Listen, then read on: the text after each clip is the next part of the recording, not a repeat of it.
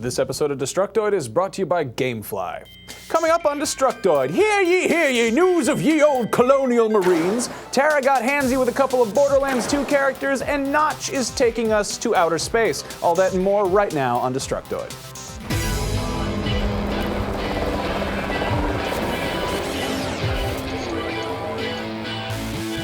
Hey there, welcome to Destructoid. I'm Tara Long. And I'm Max Scoville. Happy Wednesday, Max. Happy Wednesday, Tara.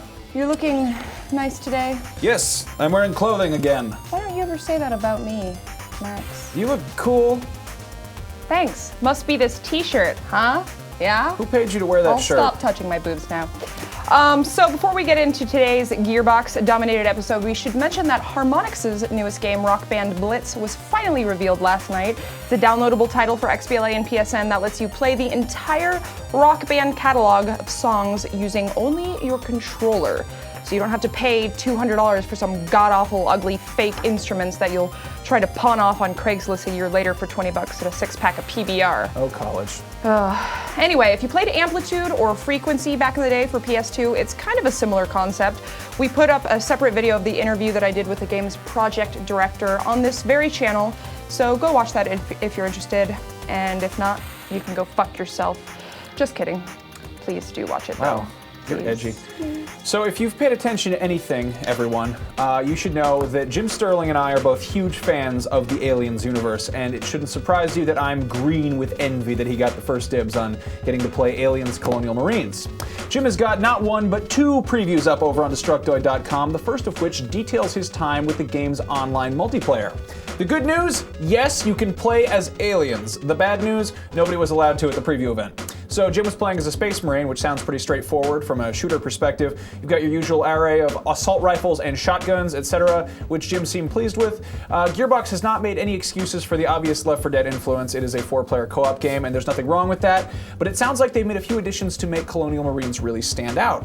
For starters, the Xenomorphs, or aliens, control much differently than the Marines, as they're shown in a third-person view, and they have no ranged attacks. However, they are fast, and they can leap long distances, as well as cling to walls and ceilings with the touch of a button. The climbing ability was linked to, or likened to, Assassin's Creed, which sounds really, really cool. Like, it's parkour Xenomorphs. The Xenomorph team will have a pickup at some point to become a bull-like crusher alien, which will deal massive amounts of damage to the Marines and will require a coordinated effort to take down, much like the tank in Left 4 Dead. There he is, right there, looking scary. Jim wasn't shown any other special alien types, but it wouldn't surprise me if players also got to take control of a queen alien and probably a power loader on the Marine side of things. Basically, this game is pitting super fast, acrobatic aliens with no ranged attacks against a bunch of dudes with machine guns. And to make things even more interesting, there's no HUD, so alien movements must be tracked on the Marine side with a motion detector that is brought up by tapping a shoulder button, which it sounds like a cooperative shooter that's actually going to require some cooperation. Of course, not everyone cares about multiplayer, and Gearbox CEO Randy Pitchford was present to address this, saying that Aliens Colonial Marines, they are really trying to make a game with something for everyone. And I quote, "There's the competitive game and the campaign game, both of which can be multiplayer, both of which can be single player. Some people like to play campaign, some people like to play competitive, some people like to play alone or with friends or enemies or random people, some people like to do it all. Experience and unlocks earned in single player can be applied to multiplayer and vice versa. While the campaign supports 4-player co-op, it's very much built around a 1-player experience, and while Colonial Marines might bear many similarities to Left 4 Dead, Pitchford would sooner liken the experience to Halo, where players just drop in and help fight aliens and stuff." Overall, Jim sounded very pleased with what he saw, and that's usually a good sign coming from Jim. I will be checking out Aliens Colonial Marines in just a couple days at PAX East, and I will definitely have more to say about it then. And I definitely don't hate you for going to PAX East. It's okay. I understand. You know what else is going to be there, Tara? Borderlands 2. Actually, you know what's funny? I already saw it. Oh. Sucker. Well, okay then. And you guys probably did too, maybe. If you keep a close eye on the channel at least, then you should have seen a Borderlands 2 gameplay video pop up in your inbox this morning. Our producer Zach and I got a chance to go hands-on with a co-op mode a couple weeks ago, and we had a lot to say about it. So I implore you to check that video out if you're at all interested in this game, which you damn well should be. But during our time with it, we traded off between playing Salvador the Gunzerker and Maya the Siren. Unfortunately, they haven't shown anyone the other two characters yet, though I did pick the producer's brain about it in an interview that's going to be up on this channel tomorrow. But one thing we didn't talk about in our video were the skill trees, which are divided up into 3 different branches depending on how you like to play the game. So obviously the Gunzerker's forte is dual wielding. He's got a whole branch of his tree dedicated specifically to that.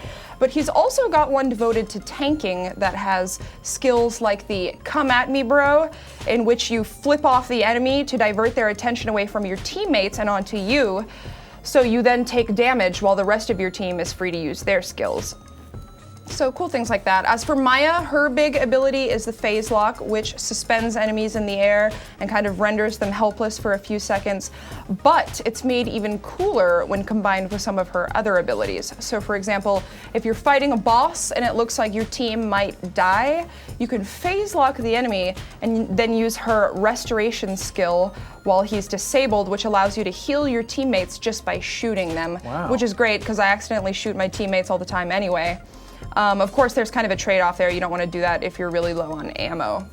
Alternatively, though, if you've got Maya's sweet release skill, which is as sexy as it sounds. That sounds gross. You can use the phase lock on an enemy who's almost dead, and then if you kill him while he's still in phase lock, he'll drop these healing orbs that you and your teammates can grab, and so you can heal yourselves.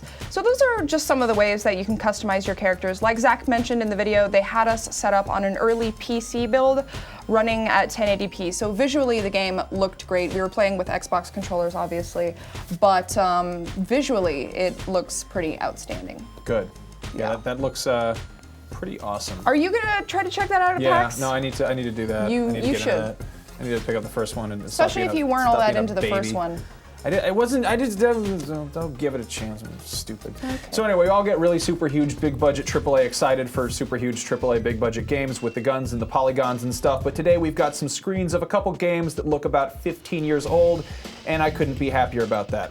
For starters, some screens from Epic Mickey Power of Illusion have turned up. Remember, this is the upcoming 3DS game, and a lot of people were hoping that it would look like this. The game is paying major homage to the original Sega Genesis classic Castle of Illusion. In the new game, the very Castle of Illusion is transported to the wasteland of Epic Mickey, and the evil witch Miserabelle is sucking cartoon essence out of Disney characters, and apparently you draw Disney shit on the bottom screen of the 3DS, and then it gets magically turned into 3D on the top screen or something. That's cool. I personally kind of hate Disney stuff, like in general, but this game looks really awesome. While we're on the subject of nostalgia, today sees the announcement of Double Dragon Neon, which is being developed by WayForward, who we love.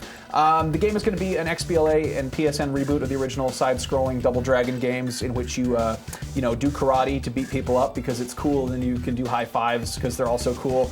The new game looks like a fun, over-the-top take on a classic game, very, very much 80s campiness there, with kick-ass rock and roll guitar solos.